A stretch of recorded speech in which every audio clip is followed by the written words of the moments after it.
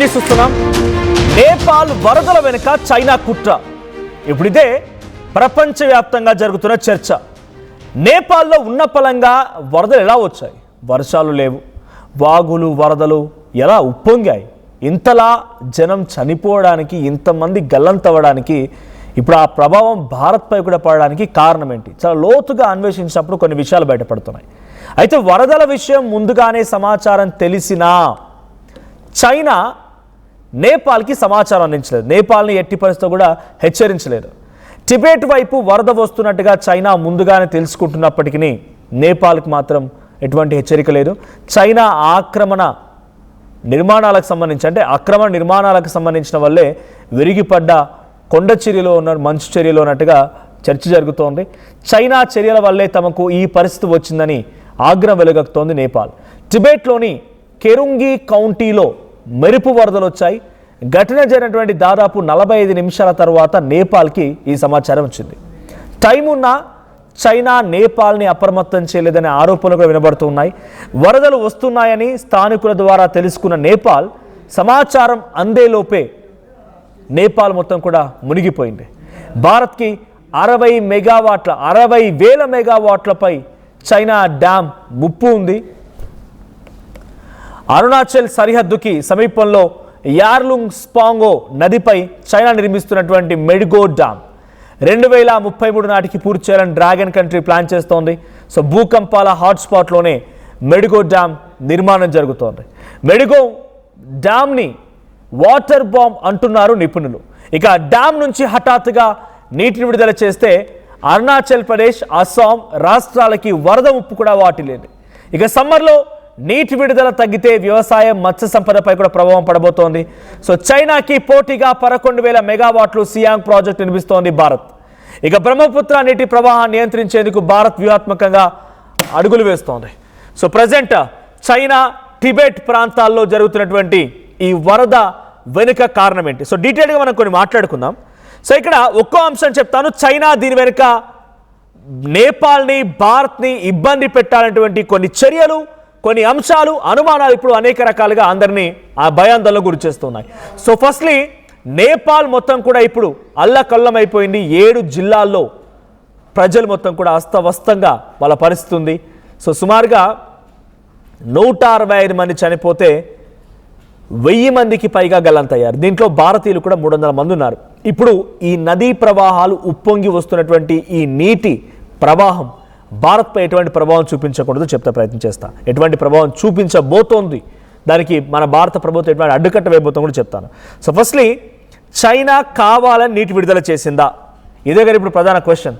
Social media ప్రధానంగా వినిపిస్తున్నటువంటి మాట ఏంటి అని అంటే, టిబెట్లోని అప్ స్ట్రీమ్ వాటర్ ఇన్ఫ్రాస్ట్రక్చర్ నుంచి చైనా కావాలని నీటి విడుదల చేసి ఆ నీరుని నేపాల్ వైపు ఒక్కసారిగా దూసుకువచ్చేలా చేసిందనేది ఒక ప్రధానమైన చర్చ. రైట్, మన పైన విజువల్ చూడండి. మంచు చర్యలు మొత్తం కూడా, మంచు కొండలు బ్లాస్ట్ అయిపోయి ఆ నీటి ప్రవాహం వస్తున్నటువంటి ఆ దృశ్యాలను చూడవచ్చు. సో ఇవన్నీ కూడా శాటిలైట్ దృశ్యాలు. అండ్ మరోవైపు కొన్ని స్పెషల్ ఇమేజెస్ ఇప్పుడు సర్క్యులేట్ అవుతూ ఉన్నాయి.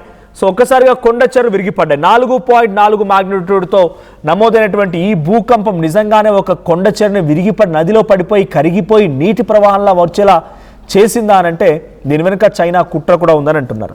ఇక moving on to next doubt. అనుమానాలకి ప్రధానమైనటువంటి కారణం ఏంటంటే, ఈ ఘటనకు సంబంధించి ప్రధానమైనటువంటి geological activity China controlled Tibet సైడ్లో జరిగినట్టు కనిపించడం. టిబెట్ వైపు నుంచే వరదలు మొదలయ్యాయి, కానీ దాని ప్రభావం మాత్రం డౌన్ స్ట్రీమ్లో ఉన్నటువంటి నేపాల్ పైన చాలా పెద్ద ఎత్తున ఎఫెక్ట్ పడింది. So was is a purely natural event? నిజంగా ఇది ఒక సహజ సిద్ధంగా ప్రకృతి చేత వచ్చినటువంటి వైపరీత్యమేనా, లేదా దీని వెనుక ఇంటెన్షనల్గా అప్ స్ట్రీమ్ నుంచి వచ్చినటువంటి కుట్ర ఏదైనా ఉందా అనేటువంటి అనుమానాలు కూడా వ్యక్తమవుతున్నాయి. ఇక చైనాస్ అప్ స్ట్రీమ్ అడ్వాంటేజ్ ఏంటి? చైనా అప్ స్ట్రీమ్ అడ్వాంటేజ్ అంటే ఎగువన ఉంది కాబట్టి చైనా ఆధీనంలో ఉన్నటువంటి టిబెటియన్ ప్లాంట్ నుంచి ఆసియాలోని అనేక ముఖ్యమైనటువంటి నదులు పుట్టుకొస్తాయి. సో టిబెట్తో చైనా భారీ స్థాయిలో హైడ్రో ప్రాజెక్టులు తెరలేపింది, డ్యామ్లు కడుతోంది, వాటర్ ఇన్ఫ్రాస్ట్రక్చర్ నిర్మించింది. సో దీంతో ఒక జియో పొలిటికల్ కన్సర్న్ కూడా ఉంది. అప్ స్ట్రీమ్లో చైనా ఉంటే డౌన్ స్ట్రీమ్లో నేపాల్, ఇండియా 2 దేశాలు ఉన్నాయి. అయితే అప్స్ట్రీమ్లో ఏదైనటువంటి పెద్ద నీటి మార్పు జరిగితే దాని ప్రమాదం సరిహద్దు ప్రాంతాలు దాటి ఇండియా వరకు వచ్చే అవకాశం కూడా ఉంది.